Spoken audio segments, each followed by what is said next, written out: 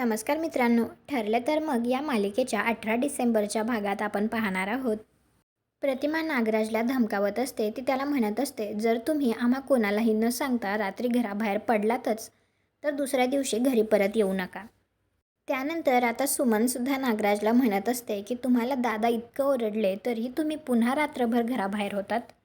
महिपतला भेटायला गेला होतात ना? तर नागराज खूप रागात सुमनकडे बघत असतो. इकडे सायली अर्जुनला म्हणत असते, जो बाबू सांगत होता त्याचा मालक तर दुसरा कोणीतरी असेल ना? तर अर्जुन म्हणतो, पण 22 वर्षांनंतर तुला परत काय एन्क्वायरी करायची आहे? तर सायली म्हणते, कारण तेव्हा पोलिसांना त्या गोष्टी मिळाल्या नसतील ज्या आत्ता आपल्याला माहिती आहेत. अर्जुन म्हणतो, खरा ओनर जर सापडला तर त्याला आपण महिपतबद्दल विचारू शकतो आणि तो सुपारी देणारा मिस्ट्री माणूस कोण होता त्याबद्दल सुद्धा तो हिंट देऊ शकतो.